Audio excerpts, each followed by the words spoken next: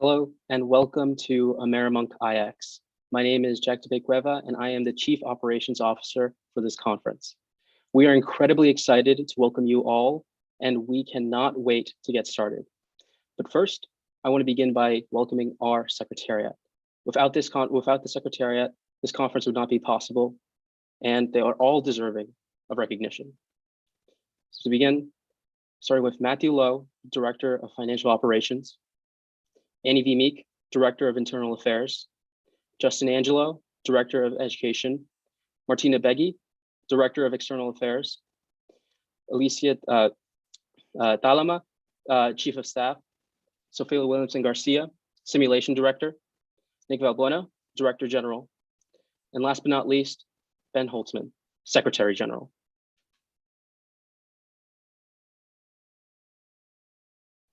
Great. Thank you so much, Jack. I would like to welcome you all to AmeriMUNC 9, Western Asia in Crisis. AmeriMUNC continues to innovate in so many ways. We are an interconnected crisis simulation where an action by one delegate in one committee can affect the actions of another delegate in another committee. To ensure that delegates get the most realistic experience possible, we make it a strict rule that there are no historical committees. Now, the situation in Kazakhstan has made that difficult, so we've made one exception. We have a 2-month-old historical committee. But in an effort to further lead the way in producing a hyper-realistic conference, we are so excited to introduce our keynote speaker, Ambassador Kawar. Before I introduce the ambassador to give her keynote speech, I'd like to first welcome American University's very own Dr. Mohammed Nimr, who will be moderating our conversation tonight. Professor Nimr is an expert on international development and the Middle East or Western Asia.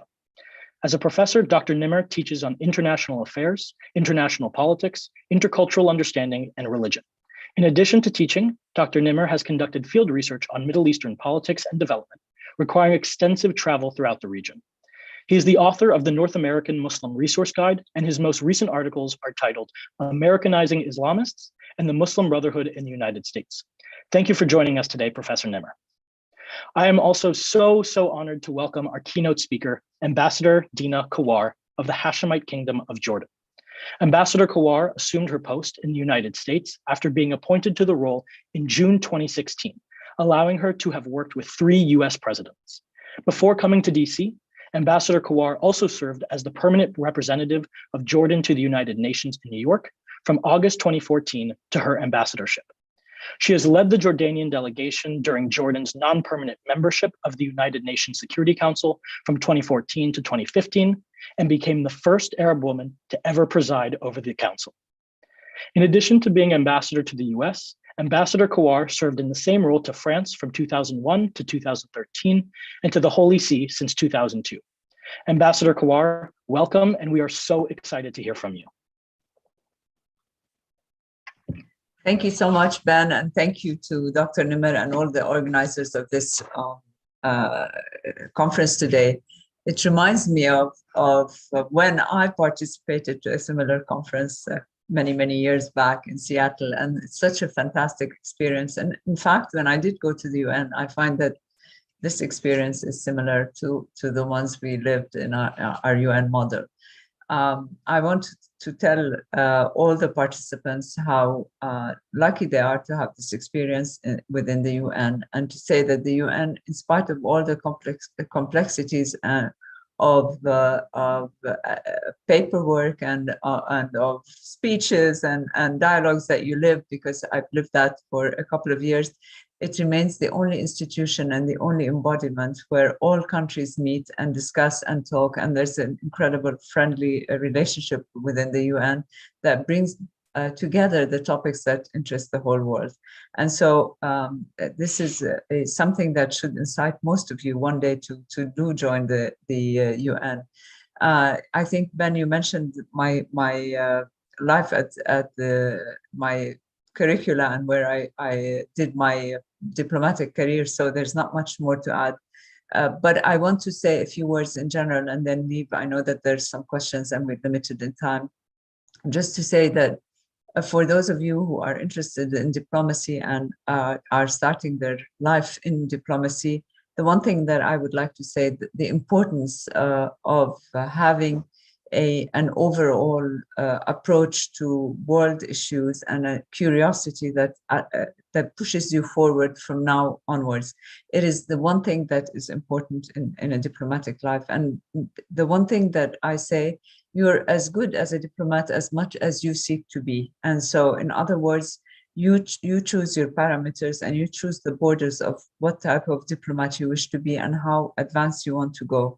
And that is something that you develop young onwards. And that is so important for those who are listening on this, just to say that be curious, open your mind and your eyes to all issues of the modern world, because the diplomacy that I've seen when I first started 35 years ago and what we see now has changed completely. A diplomat is expected to do much more and to be much more worldly and versed in issues that now than when we were before. And that's because of the globalization world, and that's because we've changed the way we do diplomacy, and that's because COVID has shown us how interdependent we are, and issues in one country do affect the whole world. So basically, if I have an advice for you before I listen to your questions, is just to say, be as curious as you can and as worldly, and travel, learn languages, learn about issues,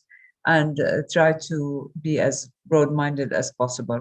Now, to come back to the UN, you will realize that when I worked at the UN, I was just there for 2 years. Out of 1.5 years, I was covering the Security Council.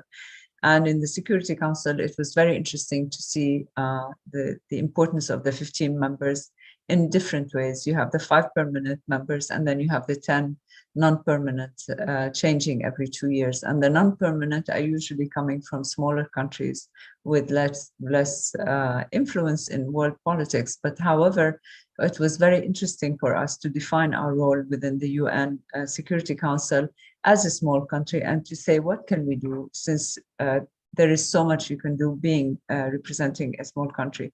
And one of the two initiatives that we took outside of the box, if I may say, that were very interesting, was to pass a resolution and work on, it was resolution 2250, which is youth, peace and security, because at the time we felt that the youth is always represented with the notion of terrorism and ISIS, because most of the people who joined ISIS were young. And so we did not feel that we wanted to make that image of the youth associated with ISIS.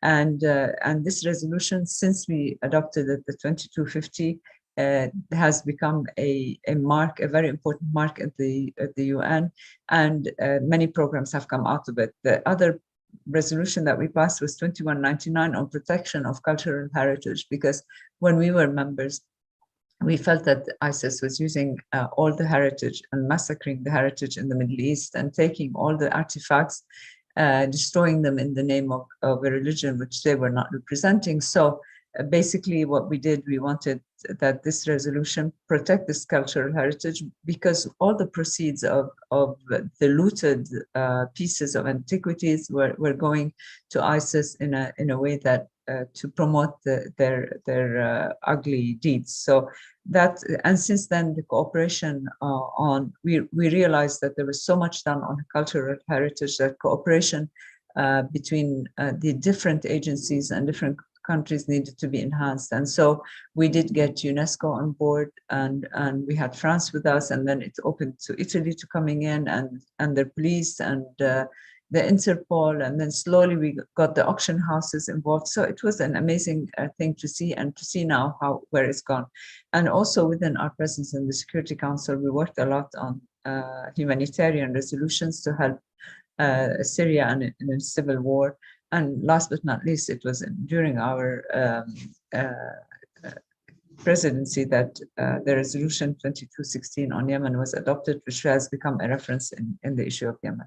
So just to say that was during the Security Council, but during the General Assembly period, after we left the Security Council, I worked to co-facilitate with Ireland the issue of migration and refugees, which was we managed to get to one document, which was really in a very complicated affair to get to that point, especially that we have the Geneva Convention on Refugees, and it's something that's available, but nothing ever was done on migration. And two are separate issues, but related, and one is economic and one is political, and different continents, different countries were interested according to their own needs. Those who have refugee issues were interested in developing and advancing the issue of refugees to make it the responsibility not only of the neighboring countries of any situation, but also of the whole world community. And for migration, for economic migration, we know how hard it is because it's one of the issues that are ongoing right now in the world between economic migrations from many African states, for example, into Europe, or from some countries like Afghanistan and Iraq and others, and Syria eventually, which was mixed, both refugees and migration into Europe. And we know the consequences and we know the importance of both issues. So if I have these few words to say, it's this introduction, and I'm happy, Ben, or Dr. Muhammad, I don't know who's going to handle the questions, to go on to the question period so that we can have a bigger discussion.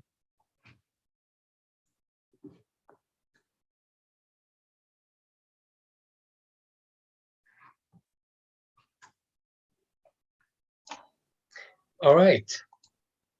Well, thank you, Dr. Ambassador Kowar, for these introductory remarks.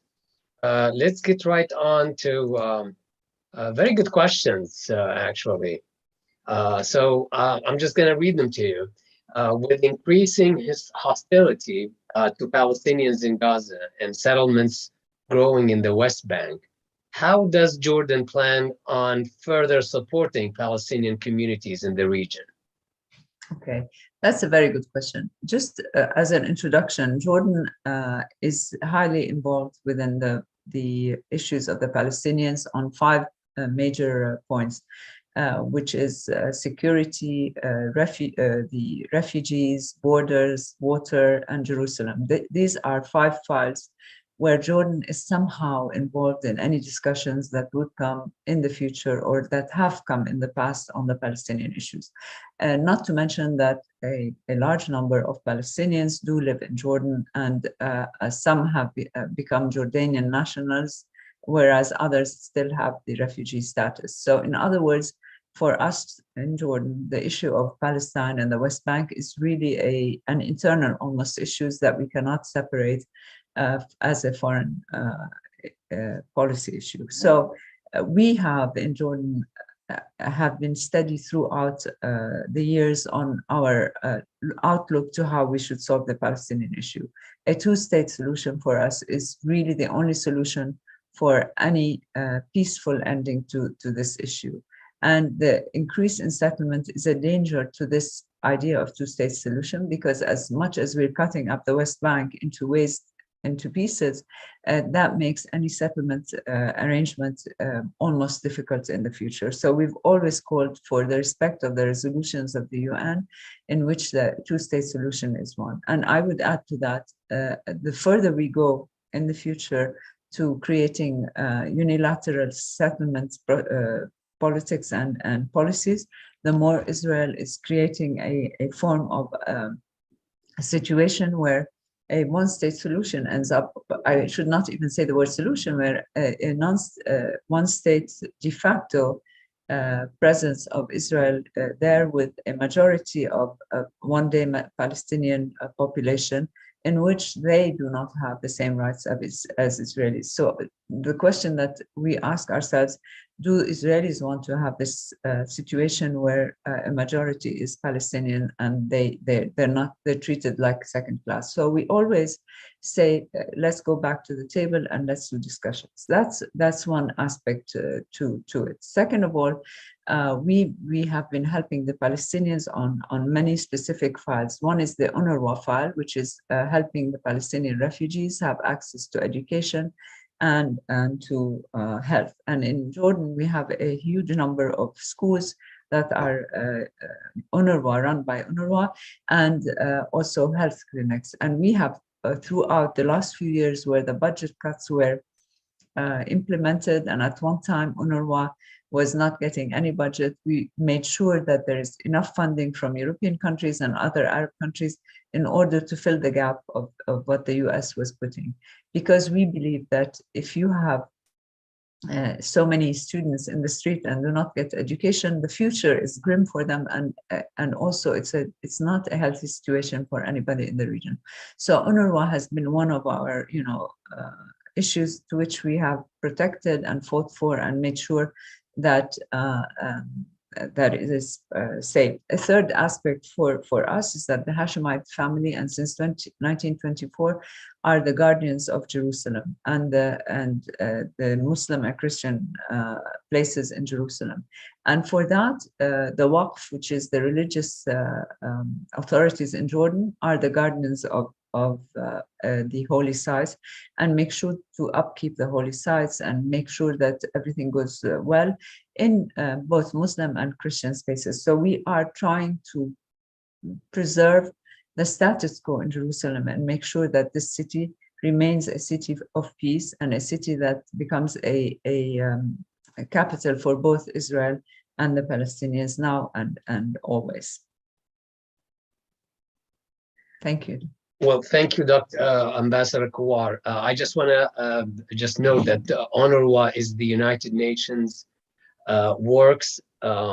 Relief and Works Agency, which was established in 1949 after 700,000 Palestinians were forced out of their home by the newly established state of Israel.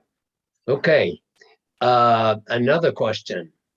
What will Jordan's role look like in the continued talks between Israel and Palestine, and in what ways can Jordan help bring the conflict a resolution?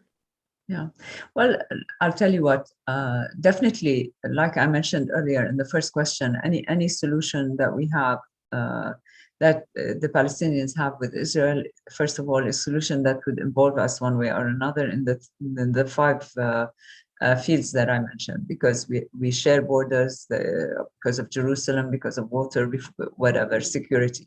So, but we in Jordan are would be at every moment facilitators to any discussions that take place between both Israel and the Palestinians.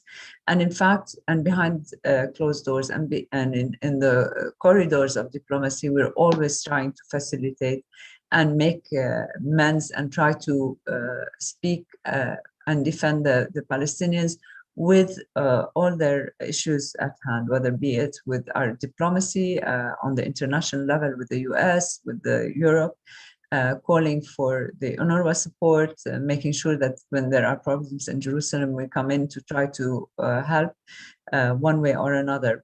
But at the end of the day, the issue as is has to be between both Israelis and Palestinians. So we, among others countries, we're calling for them to meet and sit and talk. And as you can see, things have become very complicated in the recent years, but we hope that something will come up at one time, because sometimes the complications come from certain governments being in place and making it impossible. So there is a window there. And this window is very important. And I think that we're trying our best behind closed doors again to get both parties to be willing to sit down and discuss and have certain things in common. And that has always been our policy, but definitely will always be in the days to come. Thank you, Ambassador Kuwar. Okay, another question about migrants this time. Yeah. How do you ensure that migrants who fall within Jordan have their basic needs met? And what is Jordan's responsibility for the safety and well-being of migrants in the long run? Sure. This is an important question, and I'm glad somebody asked it, because right now, Jordan hosts 3.6 million refugees in a population of 10 million. It's a huge number. I mean, if you were to reflect it in any other country like the US, you would find the numbers amazingly high. And it started with the Palestinian refugees, but then we had the Iraqi refugees during the war, and now the Syrians were about 1.3 million. And one thing that is very important to note is that refugees are always welcomed in Jordan. There is no push back for them to leave the country until they themselves feel comfortable that they want to go back to. And that is one of the notions that is very important in the UN and the world community, is not to force refugees to go back where they feel that they're not safe.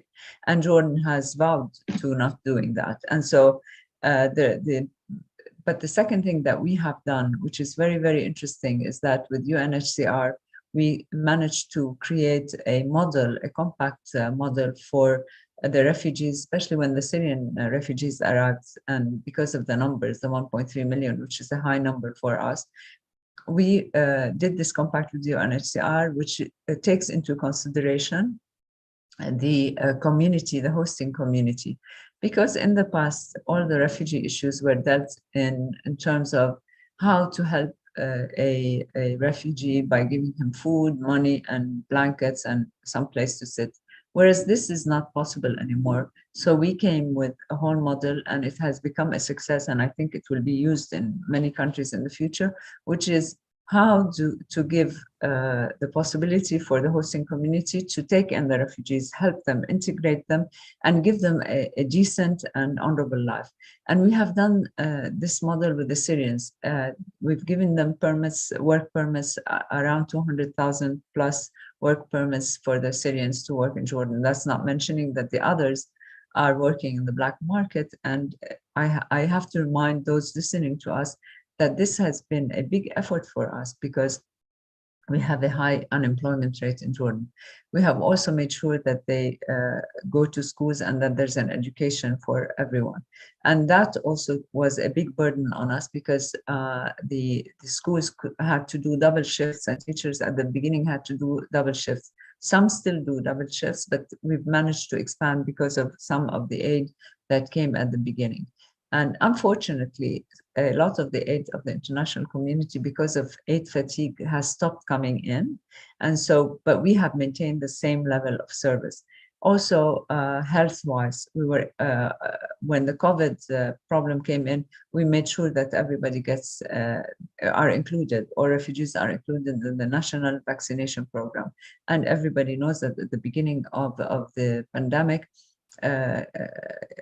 it was not easy to get vaccines, but they were included. So for us, this is very important: education, health, and a decent way of getting life for family members, so that they can remain dignified, can provide for their families, and be good. So that's what we're doing for the refugees. And I think that if you look at other countries who've had similar issues, without naming names, I think we've done a very good job. And I think a report that came out last week from UNHCR has shown that Jordan has been the only country worldwide that has managed to do that and to offer jobs for refugees. All right. Well, thank you. Question about the water and solar deal between Jordan and Israel. Does the recent Israel and Jordan water and solar deal signify a shifting diplomatic dynamic between the Arab world and Israel? Okay, so the Arab world and Israel, I could say that Jordan, we've signed our treaty in '94, but that was the second after Egypt. Then we have the Abrahamic Accords, which are normalizing accords more than peace treaties like we have with Israel. But these accords have helped in maybe, in my opinion, setting forward a sort of a feeling for looking towards the benefits of peace and peacemaking. However, it's very important that these accords allow and facilitate any return to talks rather than become an alternative to resolving the Palestinian issue. Now, I've noticed for those who never wanted to have in mind resolving the Palestinian issues, these accords are great because they say, oh, to hell with the Palestinians, we're fine, we can go ahead. But for others like us in Jordan who believe that there is no final peace without resolving the basic and issue of the Palestinian, we feel, okay, this is very good. We've signed a peace treaty with Israel, but this should be an opening, a beginning, a facilitator for, and also an encouragement for the Israeli government to come back to the table and for the Palestinians to get, to accept to sit down and talk and find a solution. So this project that we did with Israel and the United Arab Emirates is a declaration of intent in which we offer 600 megawatts of solar energy to Israel. And in return, we get water up to 200 million cubic meters. And one must say the region, for those who do not know the region, is so small in size. And I keep reminding people that you can have, breakfast in Israel, lunch in Jordan, and dinner in Syria, and maybe have a cup of coffee in Lebanon at the end of the day, all in one day. And this is a reminder of how small we are and how interdependent. And all the projects that are mostly related to energy, water, and especially solar energy and all sorts of clean energy, it would be the future for us. And I see that many also of the Gulf states are looking into all sorts of alternative energy because this is part of our life of the future. We cannot ignore that. Okay. Well, question about your career and your experience. How have the dynamics of foreign affairs changed since you first were appointed to the ambassadorship? Would you say global conditions have improved or worsened as you look back? Okay. Well, if I look at the beginning of my my diplomatic career, social media did not exist. And so things have changed tremendously with social media. I think this is the revolution that we've had in the 21st century. And it has its goods and its bads, which means it has brought up so many issues to our attention. We've become alerted to world issues. And we're now quote unquote responsible citizens. We know about what is happening in the world. We cannot say we don't know. And we are all global in our issues. And so what I can say is that, what I can see is that I cannot say they've worsened or they are better. I can say in many things they have changed to the better and in many things to the worse. In other words, right now in diplomacy, we've integrated climate change, we've integrated pandemic issues, and because we've seen how interdependent, and we've integrated the future wars of cybersecurity, because it is really what is happening right now.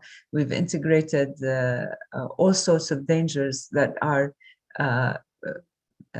now related to all these countries that did not exist when I first entered diplomacy. So that's why at the very beginning, when I started my introduction, I said for anybody who's interested in diplomacy, they have to be really well-versed and well-read and know a lot about the world and the world issues, because it's not anymore like the traditional diplomacy that we had before, and to be more reactive in an outspoken and out-of-the-box way. The same way, because of social media, we have become more fragile, because we, as much as the social media brings its good things and puts the world issues at the table that allows us to deal with them, social media has also given us so many unknown enemies to fight. And that's because look at how ISIS used social media to its benefit. That's a danger. We need to deal with that. Look at all the campaigns that come through social media that are driven behind the scenes by countries, by forces that are not necessarily good ones, and that we are unaware of where they come from and how to come. And we need to deal with these challenges. So obviously, there's so much. Look at the campaigns, smearing campaigns that one can get through, and it's very easy to smear anybody. And then you say, but this is not fair. How do we fix that? So what I'm trying to say is that the challenges that we're getting now are really much different than when I first started, and much more complicated, and the consequences of small action is big. And so we need to be very vigilant and worry more about it. At the same time, if I look at our region, and I say that, for example, right now, the challenges that we have in our region, besides the Palestinian-Israeli issue that we need to solve, we have the Syria war, we have the Yemen war, we have ISIS, we have climate challenges, we have cybersecurity issues that we need to deal with. We have the issue of Iran in the region and their role. So right now, I see that there's a sort of a feel that the countries of the region are starting to see that these issues are something that they need to deal with, and not expect like the old diplomacy way of the United States coming to handle these issues. The United States will be a support. They will come in to help us go forward with a policy that we are in the driving seat. And that's also something that is in the way changing, because in my opinion, countries like the US, like Russia, the old USSR, cannot deal with all the problems that are in the world. They're overburdened. If you look now at the Ukraine-Russia dilemma, you see that the foreign policy in the United States is all concentrated on that. If you see also the trade wars that are happening with countries, example like China, this is something that you do not solve. So traditional wars were between two countries, two leaders, and you could sort of identify who speaks for what. Right now, it's become a much more complex situation, and the challenges are more complicated. For example, in the Middle East, Syria, it's a civil war. Civil war involves so many sectors and so many parties in the country. It gets complicated. In Lebanon, the factions of all sorts of factions that are dealing there, it's very complicated. If you look at the Palestinian issue, you see that there's also issue within the Palestinian themselves, between Hamas and the PNA. So what I'm trying to say in the same, that the complexity and the amount of difficulties of these issues has made it impossible for one country or the other to deal with it. It has to be an international support to regional countries and regional powers, and that's how I see the future. We see that Africans have managed to the African Union to try to contain and deal with their own problems, because they realize that nobody else would do. And I think in the Middle East, this is in the making, and soon we might be obliged to think that way and deal with it that way. All right, that makes a lot of sense. Let me ask you one more question that came forth. Do you have any advice for AmeriMUNC participants as they engage with Western Asia? Well,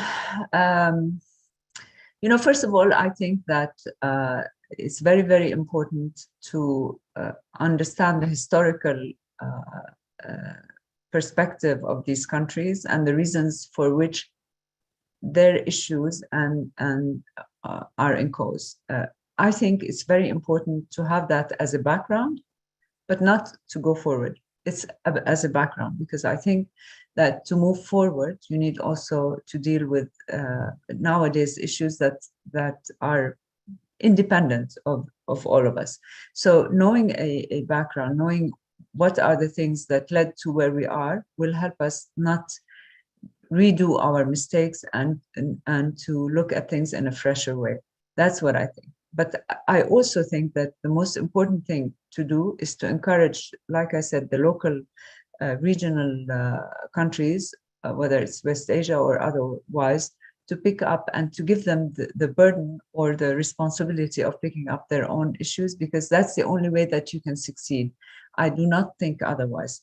That is very important. And finally, I repeat, in today's world, nothing can work without the cooperation and involvement of all countries in the sense of support, in the sense of gearing a unified approach, whether it's refugees, migrants, cybersecurity, health issues, any issue that is global right now that affects all of our countries needs to be dealt with globally. Otherwise, we'll never advance. All right. Well, thank you for this guidance, intellectual guidance for conference participants on how to deal and how to approach these issues. Thank you so much. Thank you. And thank you to all of you, and good luck to the whole group. I'm sure it's going to be a successful experience. Thank you so much, Dr. Nimmer and Ambassador Kawar. We really appreciate it. I know that delegates will take your words to heart and use your advice to succeed in our incredible committees this weekend. Fantastic. Good luck to all of you. Thank you. Bye-bye. Bye. Thank you so much. Before I call AmeriMUNC 9 into session, I must thank the Secretariat, Directorate, and staff of AmeriMUNC 9. Even during a global pandemic, moving back to DC, having a full schedule of classes, and moving our staffing experience from in-person to online within a month, our leadership and staff have been steadfast in their dedication to making AmeriMUNC 9 an incredible conference. None of this would be possible without them. This AmeriMUNC, we are focusing on Western Asia, from the Levant to Afghanistan, from Kazakhstan to the Gulf.